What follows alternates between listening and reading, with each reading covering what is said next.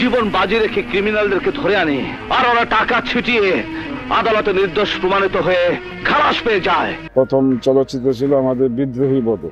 বিদ্রোহী প্রথম। এটার কাস্টিং ছিল মৌসুমী, বাপ্পারাজ, শাবানা। বিগ কাস্ট ছিল তখনকার সময়ে আরো অনেক বড় বড় কাস্টিং ছিল এবং ব্যয়বহুল সিনেমাই ছিল এটা। আপনাদের টোটাল চলচ্চিত্র নির্মাণ কতগুলো করেছেন? আমাদের টোটাল পরিচালনা এবং প্রযোজনা মিলিয়ে এই তো 20টার মতো হবে আর কি সিনেমা। 20+। তো আপনার এই 20টি চলচ্চিত্রের মধ্যে উল্লেখযোগ্য কিছু নাম বলুন চলচ্চিত্র। আমাদের উল্লেখযোগ্য ছবি ছিল মান্নার কয়েকটা সিনেমা, কারণ একটা সময় মান্নার প্রচুর দর্শক ছিল এবং সেই সময় মান্নার নায়ক একদম সুপারহিট একটা সিনেমা ছিল। মান্না ভাই, মুস্তফা ভাই নায়ক, ভিলেন।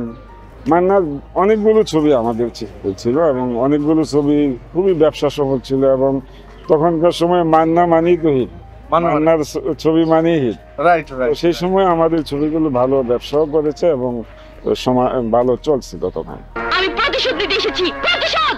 কিসের প্রতিশোধ? ভুলে গেছো মানিক? তুমি আমার ভাই রবিনকে গুলি করে মেরেছিলে।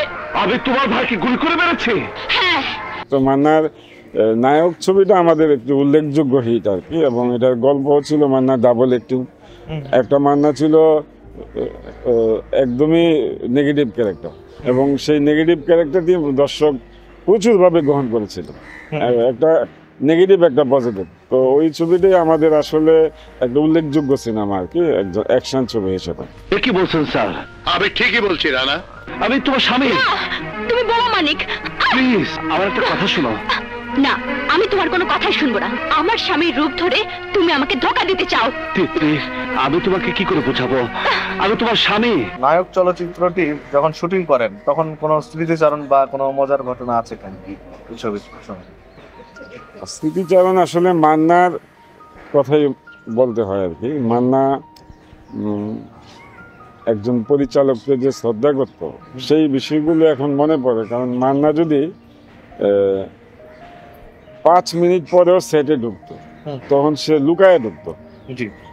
এটা পরিচালককে তার সম্মান ছিল। তো মান্নার অনেক কথাই মনে পড়ে, যেমন মান্না ছিল চলচ্চিত্রের মানুষের সাথে খুবই আন্তরিক। সে চাইতো যে শুটিং শেষে সবার সাথে গল্প করে আরো 2 ঘন্টা কাটিয়ে দেওয়ার জন্য। তো তেমনি ভাবে মাঝে মধ্যেই সে বলতো যে ইসমানী ভাই আমাকে আজকে 1 ঘন্টা আগে একটু প্যাক আপ করে দিন, আমার খুব দরকারি কাজ।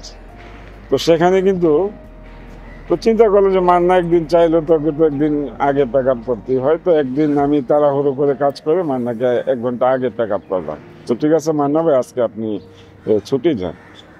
তো আমি অন্যদিকে কাজ করতেছি, দেখলাম কি যে শুটিং শেষ করে দেখে যে মান্না বাইরে আরো অনেক পরিচালক প্রযোজকদেরকে নিয়ে গল্প করতেছে।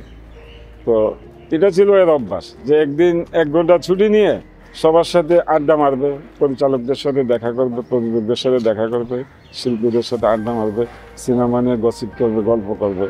এটা একটা মান্নার অভ্যাস ছিল আর কি। আর মাঝে মধ্যে ওই সোনারগাঁ হোটেলে বলতো যে চলো এরকম কিছু কয়েকজন পরিচালক প্রযোজকদেরকে নিয়ে একটু হালকা আড্ডা মারতো। আসলে টোটাল মান্না ছিল একদমই একটা ফিল্মের মানুষ, মানে আপাদমস্তক একজন ফিল্মিক চলচ্চিত্রের মানুষ ছিল সে। মান্না ভাইয়ের কয়েকটি গুণের কথা বলুন, অনেকেই বলতেছে। আসলে মান্না ভাইয়ের গুণ তো এটাই যে একটা মানুষ সিনেমাকে এত ভালোবাসতো। আমি তো তার এই গুণটাই সবার আগে দেখবো যে সে সিনেমার মানুষকে ভালোবাসতো, সিনেমাকে ভালোবাসতো, প্রযোজকের কে ভালোবাসতো, প্রযোজকের জন্য বেশি টাকা খরচ না হয় সেদিকে সে সজাগ ছিল। তো এইদিকে আসলে মান্নার আমি মনে করি এই দিকটাই পজিটিভ দিক যে মান্না একজন সিনেমার মানুষ হিসাবে সিনেমার সবকিছুকে সে হেল্প করত ভালো। যেমন অশ্লীলতা যখন ছিল তখন সে কিন্তু এই অশ্লীলতার বিরুদ্ধে তার একটা যুদ্ধ ছিল, তার একটা চেষ্টা ছিল যে অশ্লীল সিনেমা যেন না হয়, কারণ অশ্লীল হলে তো আর আসলে ভালোর কোনো গুণ থাকে না।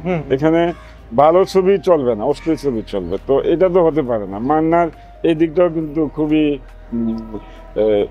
এর বিরুদ্ধে খুবই তার সরব ছিল, সে সবসময় চেষ্টা করছে যেন অশ্লীল ছবি না হয়, তার বিরুদ্ধে যত রকম যুদ্ধ করতে হয় সে সেটা করছে।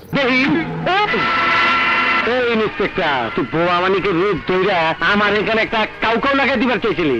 আজ তোরে মাইরা তোর আসল রূপ বদলাই দেবো। এবং সিনেমা হলে এসে সিনেমা দেখবেন, তাহলেই বাংলা সিনেমা আবার সেই স্বর্ণযুগে ফিরে আসবে ইনশাআল্লাহ।